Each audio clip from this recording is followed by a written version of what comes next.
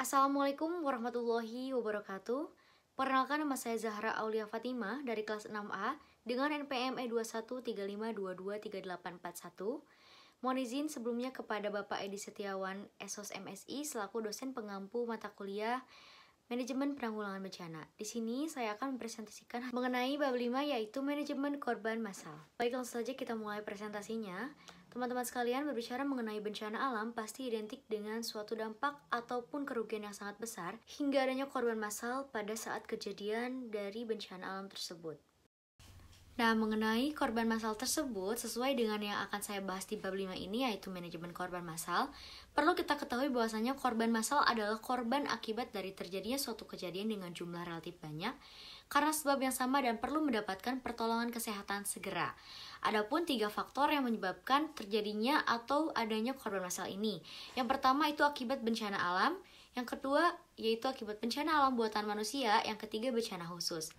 Selanjutnya di sini ada sistem penanganan korban massal yang terdiri dari 3 bagian. Yang pertama ada penata laksanaan bencana korban massal, yang kedua ada triase, yang ketiga ada pos medis lanjutan.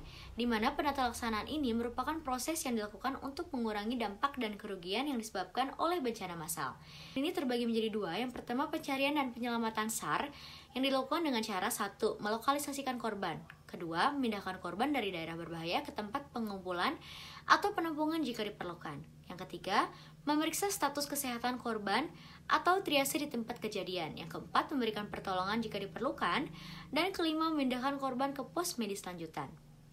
Bagian B ada perawatan di lapangan dengan cara yang pertama melakukan triase, yang kedua pertolongan pertama, yang ketiga pos medis lanjutan, selanjutnya C, pos penata laksanaan evakuasi.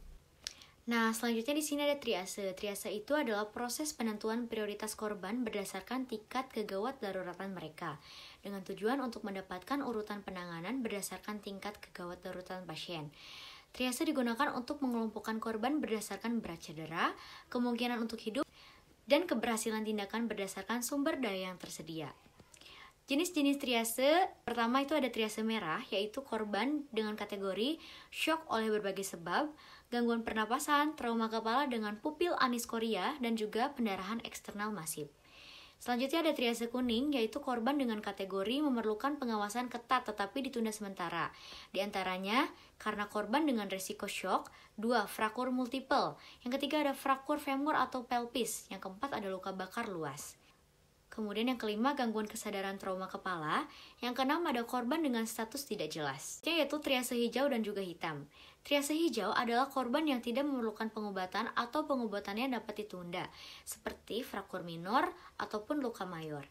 Selanjutnya triase hitam adalah korban yang sudah dinyatakan meninggal dunia.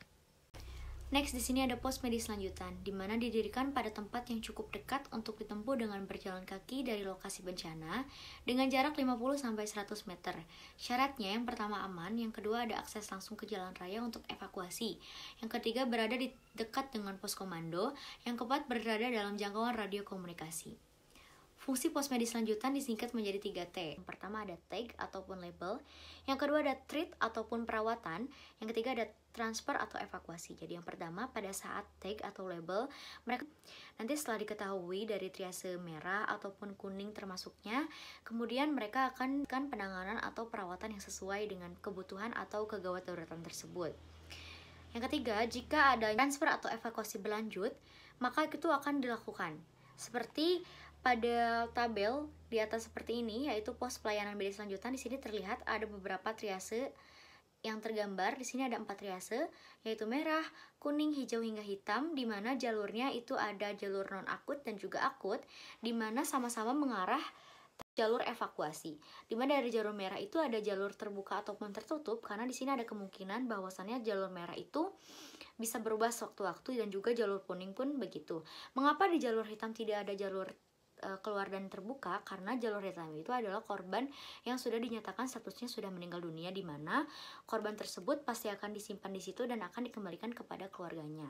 Jalur hijau di sini kenapa ada panah yang mengarah ke evakuasi? Karena korban hijau ini memang lukanya dapat ditunda sewaktu-waktu, tetapi ketika kondisi pasien itu kemungkinan memburuk, maka akan segera dievakuasi. Begitupun merah, lajurnya langsung ke evakuasi karena Korban dengan triase merah ini adalah korban gawat darurat di mana memerlukan penanganan seperti operasi dan juga lain-lain. Kalau kuning ini cenderung bisa juga masuk ke jalur evakuasi karena bisa berubah dengan sewaktu-waktu.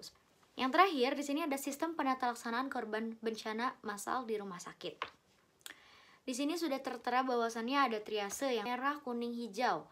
Kenapa tidak ada triase hitam? Karena triase hitam itu adalah korban yang dinyatakan statusnya sudah meninggal dunia, maka tidak diperlukan untuk berada di dalam rumah sakit, kecuali jika akan dilakukan otopsi.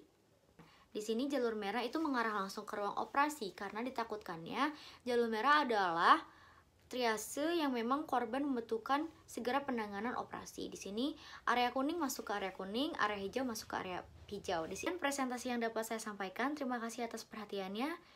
Saya tutup. Billahi taufiq wal hidayah. Wassalamualaikum warahmatullahi wabarakatuh.